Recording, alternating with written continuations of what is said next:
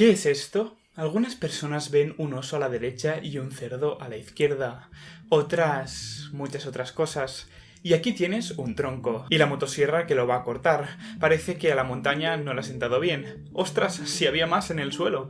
Bueno, mejor vemos elefantes. Espera, no, estos son solo rocas. ¡Mira! ¡Marte! Con lo que parece otra vez un elefante. Pero es un campo de lava, no hay elefantes en Marte. Como tampoco hay caras esculpidas, pues no son más que montañas si las vemos con un ángulo diferente. Hola, bienvenido a C de Ciencia, y esto que acabas de experimentar es un fenómeno psicológico llamado pareidolia, que consiste en reconocer caras en lugares donde no las hay. La pareidolia es un signo claro de inteligencia. Es normal que aquí veas algo más aparte de nubes. Es tu inteligencia que, en un intento de reconocer cosas que te resulten familiares, algo que es necesario en nuestro día a día, se inventa las más aleatorias formas en lugares donde simplemente no hay nada de lo que vemos. Puede que tu inteligencia vea un oso y un cerdo, pero piensa que no eres la única inteligencia. Hay otras inteligencias, algunas incluso que hemos creado con la nuestra. Inteligencias que no ven osos ni cerdos, sino campos contractores con forma de pez, sobrevolados por una tortuga con cabeza de hurón, a la izquierda de un camaleón con dos antenas y una cabeza de rata en su parte trasera, pisando una musaraña. Todo enfrente de un cielo lleno de arañas. Lo que acabas de ver es una interpretación de la misma imagen que habíamos visto antes, hecha por una inteligencia artificial, programada para identificar cosas familiares, al igual que nosotros. Aquí ves una pequeña colección de algunas de las interpretaciones que ha hecho esta inteligencia artificial. Fue diseñada por Google en un intento de mejorar los resultados de las búsquedas de imágenes en su conocido buscador web. Enseñaron a la inteligencia artificial a ser capaz de reconocer cosas, lo que le permitía relacionar imágenes y encontrar fotografías parecidas a las que busca el usuario. Pero el resultado fue algo lejos de lo que uno podría inicialmente esperar, pues el programa representó las más extrañas y surrealistas imágenes, que parecían sacadas de un sueño psicodélico. Hoy en día este programa está disponible para todo el mundo y puedes pedirle que trate de identificar cosas en tus fotos. Esta inteligencia artificial se creó para facilitarnos las cosas, al igual que la gran mayoría de inteligencias artificiales que hemos creado. Están en todas partes, en tu teléfono móvil, en el ordenador, en internet, en un supermercado, en los transportes. Y no pasa nada, ¿no? Porque son inofensivas, ¿no?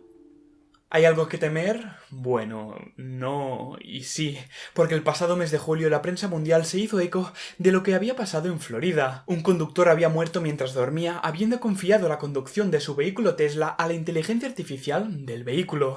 Una tragedia, la verdad, pero lo que la prensa no explicó es que los pilotos automáticos de los vehículos Tesla son el doble de fiables que los seres humanos. En efecto, el porcentaje de accidentes se reduce a la mitad en aquellos vehículos conducidos por inteligencias artificiales. Por lo que inofensivas no son.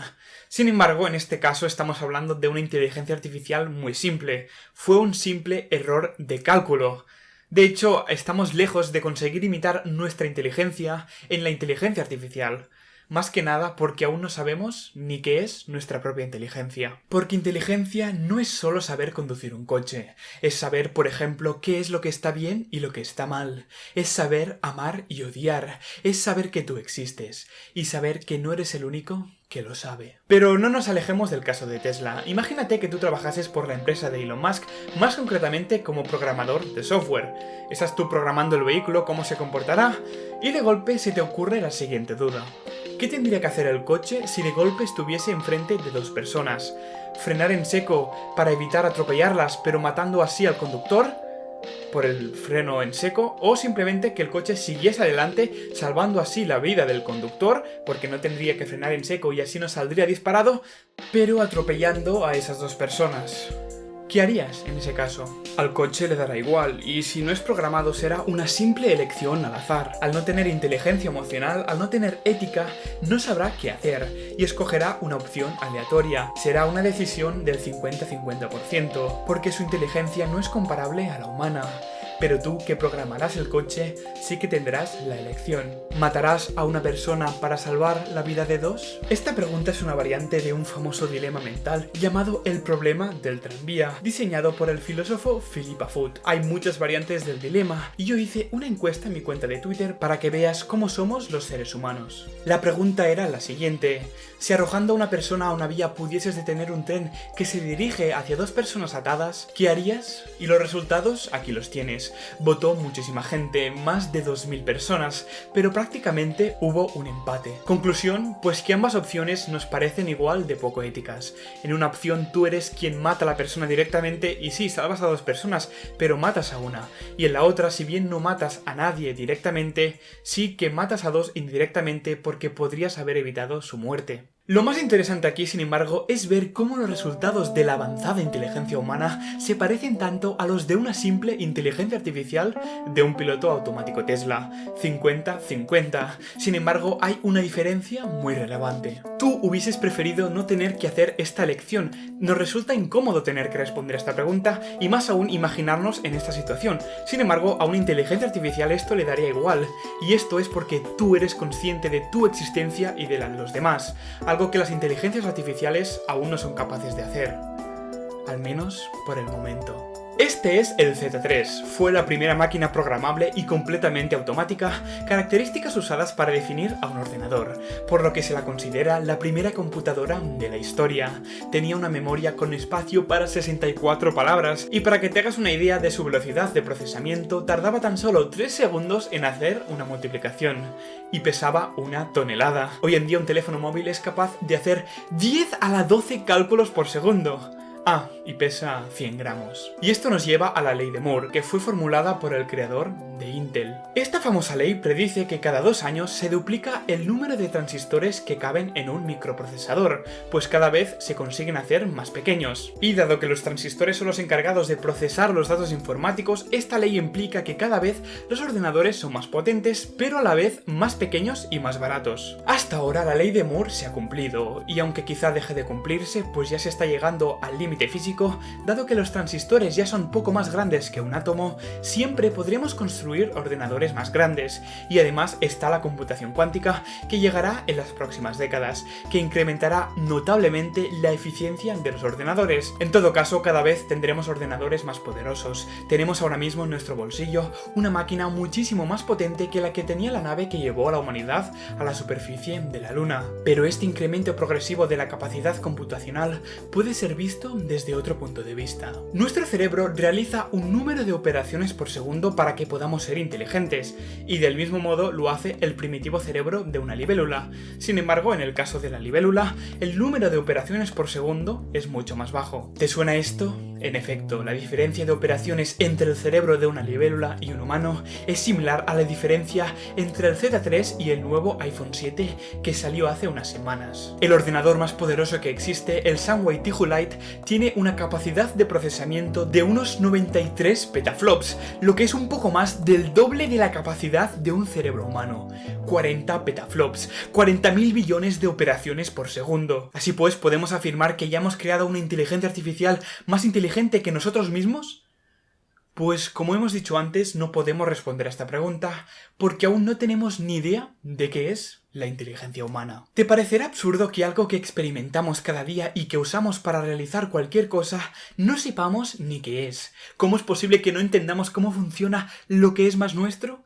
Pues justamente por esto, porque estamos intentando entender qué es la inteligencia con ella misma. Usamos nuestra inteligencia para saber qué es nuestra inteligencia, y eso complica mucho las cosas. ¿Tú, por ejemplo, consideras a una planta enredadera un ser inteligente?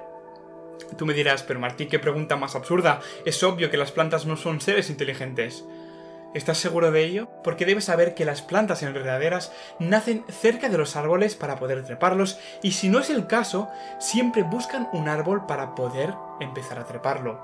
Esto, según como lo veas, puede ser considerado inteligencia, y comportamientos de este tipo son muy abundantes en el mundo vegetal, y en el mundo de los arqueas, y de las bacterias, y de los hongos, y en el mundo virtual. Para que lo entiendas mejor, veamos unos cuantos algoritmos genéticos. Estos no son más que pequeños programas diseñados para aprender a hacer algo que les digas. A este, por ejemplo, se le programó de tal forma que el tocar la bola le produjese dolor, por lo que poco a poco intenta evitar la bola. En cada generación la inteligencia artificial aprende algo y poco a poco va acumulando conocimientos, cada vez es más ágil hasta que finalmente aprende lo que es saltar. Sigue siendo torpe, pero tras muchas más generaciones aprende a saltar correctamente, sin tocar más la bola. Ha aprendido a saltar gracias a que es inteligente. Este también es muy interesante. En este caso se le da más recompensa como más rápido avance, y para lograrlo es capaz de desarrollar tejidos especializados para hacer las funciones necesarias para andar, como músculos, tejido rígido, tejido elástico, mejorando cada vez más. Tejidos, como si fuera un ser vivo. Hay algunos programas que te permiten crear tu propio algoritmo genético, diseñado por ti, como este por ejemplo que tendrás en la descripción, con el que mediante una serie de puntos y rayas puedes crear los huesos y los músculos del que será tu algoritmo genético. Puedes diseñarlo como tú quieras, no hay límites, y puedes incluso decirle qué quieres que aprenda, como en este caso que está aprendiendo a correr. Una vez lo construyas puedes darle vida. Empezará siendo muy torpe, y habrá más de uno, pero solo el más eficiente sobrevivirá a la siguiente generación. Generación tras generación irán mejorando y pese a ser auténticos inútiles al principio, acabarán siendo lo mejor que se podría ser con esa forma. Han aprendido a andar, han aprendido en unos segundos lo que los humanos tardamos años. Los algoritmos genéticos, aparte de tener un montón de aplicaciones prácticas, nos sirven para poder ver lo primitiva que es hoy en día la inteligencia artificial, pero también para darnos un toque de atención acerca del potencial que tiene esta tecnología. Quizá hoy simplemente aprenden a andar, pero quizá dentro de 10 años aprenden a engañarnos. No tenemos ni idea de si algún día vamos a poder recrear la consciencia en una inteligencia artificial. Físicos y neurólogos no tienen ni idea de cómo hacerlo, aunque poder se puede seguro, porque si la selección natural lo ha hecho una vez, se puede hacer otra. Quizá no seamos nosotros quienes lo hagamos, quizá sea la misma inteligencia artificial. Hoy aprende a caminar, mañana a programar y mañana pasado a pensar. Podríamos pensar que hasta que la inteligencia artificial no alcance la consciencia, no supondrá ningún tipo de peligro para los seres humanos, pero esto es totalmente erróneo. Imagínate, por ejemplo, que dentro de unos años programamos una inteligencia artificial mucho más inteligente que nosotros, pero sin consciencia, para que construya más inteligencias artificiales. Esa inteligencia que podría parecer totalmente inofensiva para los humanos, no lo sería tanto de inofensiva. Su misión sería crear más inteligencias artificiales, y si algo como un ser humano se interpusiera en su camino, lo tendría que apartar. Y recordemos que sería varias veces más inteligente que nosotros. Quizá no tendría conciencia, pero sí una misión, como un virus por ejemplo, y no dudaría en exterminar a la especie humana entera con tal de seguir con lo que le habían programado. No obstante, este no es el único problema que acarrea la inteligencia artificial, porque hay otro, y es que podría convertir en un completo inútil a su mismo creador, a nosotros. En mi último vídeo, por ejemplo, el del precio de nuestra supervivencia, dije que en la Segunda Guerra Mundial habían muerto 80.000 millones de personas, cuando realmente solo murieron 80 millones. Pues bien, yo puedo cometer ese error porque soy humano, me lo podéis permitir. Sin embargo, a una inteligencia artificial no se le podría permitir. Yo tengo excusa porque soy humano y me puedo equivocar, pero una inteligencia artificial no. Estás viendo Sunspring, una película como cualquier otra, pero cuyo guión fue escrito por una inteligencia artificial. La trama, los diálogos, escenarios, vestuarios, todo, absolutamente todo lo que ves y escuchas fue escrito por una inteligencia artificial. Obviamente la película fue interpretada por personas que decían y hacían lo que les decía el guión. No ganó ningún Oscar, pero la película tiene sus momentos buenos y la trama tiene cierto sentido, como si lo hubiera hecho un niño de 10 años. Poco a poco la inteligencia artificial va cumpliendo años. ¿Y sabes cuánto tarda un grupo de personas en escribir un guión como este? Meses. ¿Y sabes cuánto tardó la inteligencia artificial? Unos segundos. Y no solo amenazan a los guionistas, obviamente, amenazan a todo el mundo. Camiones que se conducen solos, robots que cocinan mejor que personas, algoritmos que resumen libros enteros y artículos en cuestión de segundos, granjas completamente automatizadas y un largo etcétera. Que llegue al 100% de los oficios tan solo es cuestión de tiempo. De hecho, la canción que estás escuchando ahora mismo está hecha por una inteligencia artificial. Bonita, ¿eh? Dentro de unos años los seres humanos no serviremos para nada.